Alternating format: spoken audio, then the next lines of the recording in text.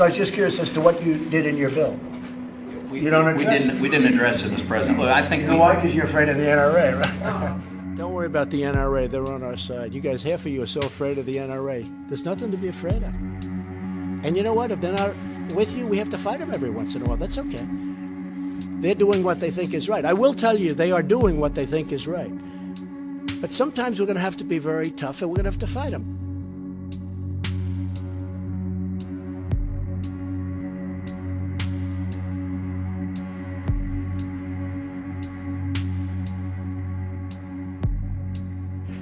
You have to look at the age of 21 for certain types of weapons. I mean, some people aren't going to like that, but you're going to have to look at that very seriously.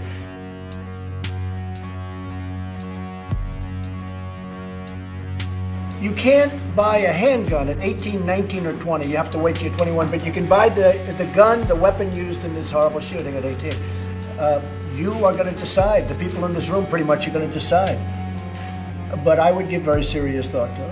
I can say that the NRA is opposed to it, and I'm a fan of the NRA. I mean, there's no bigger fan. I'm a big fan of the NRA. They want to do right. These are great people. These are great patriots. They love our country.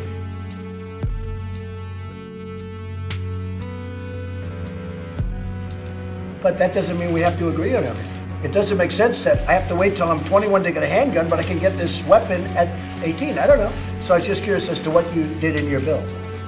We didn't address it, Mr. President. Look, I think you know why? Because you're afraid of the NRA, right? No, an issue. No, the NRA 5 years ago. Yeah, it's a big issue right now, and a lot of people are talking about it. But a lot of people are afraid of that issue, raising the age for that weapon to 21. Just a week ago, we were all horrified by another terrible tragedy at an American school. Each and every member of the National Rifle Association mourns the loss of the innocent and continues to keep their families and that community in our prayers. We share a goal of safe schools, safe neighborhoods, and a safe country. It's not a safety issue. It's a political issue. They care more about control and more of it. Their goal is to eliminate the Second Amendment. Their solution is to make you, all of you, less free. They want to sweep right under the carpet the failure of school security, the failure of family, the failure of America's mental health system, and even the unbelievable failure of the FBI. Do we really love our money and our celebrities more than we love our children? Can we answer that question honestly? Any of us. Can we answer that question honestly, knowing that we surround and protect so much with armed security while we drop our kids off at school that are so-called gun-free zones that are wide open targets for any crazy madman bent on evil to come there first? And I think we're going to have a vote. I think it's going to be a very successful vote, and I will sign it. And I will call whoever you want me to if I like what you're doing, and I think I like what you're doing already. But you can add to it. But you have to be very, very powerful on background checks. Don't be shy. Very strong on mentally ill. You have to be very, very strong on that. And don't worry about bump stock. We're getting rid of it where it'll be at. I mean, you don't have to complicate the bill by adding another 2 paragraphs. We're getting rid of it. I'll do that myself because I'm able to. Fortunately, we're able to do that without going through Congress.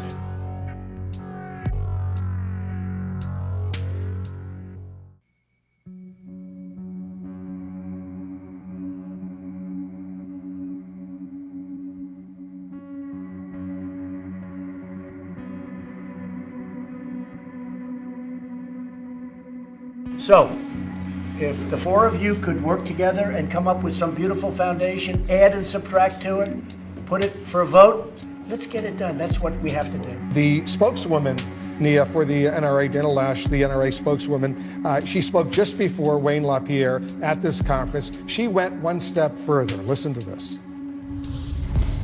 Many in legacy media love mass shootings.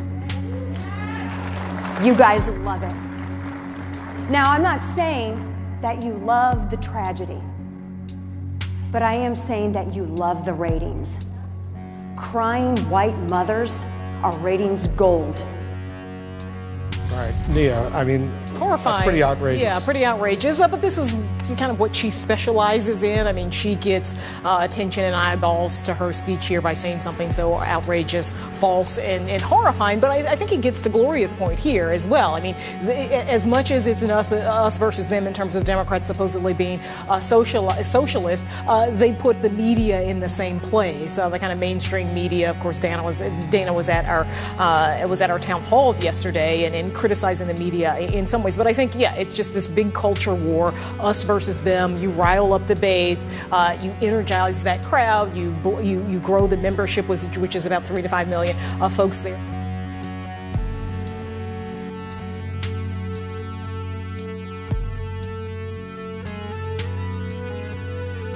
The NRA's Wayne LaPierre also said, and I'm quoting him now, he said, the unbelievable failure of the FBI, his words, was one of the reasons for the school shooting. You're a former agent of the FBI. How do you respond to that kind of language?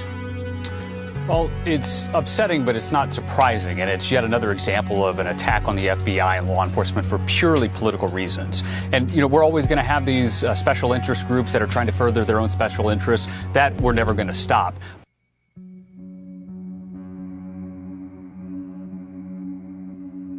But my question, the issue I have is, where are the voices of those who know the FBI, who know law enforcement, stepping out and standing up to say that this nonsense needs to stop?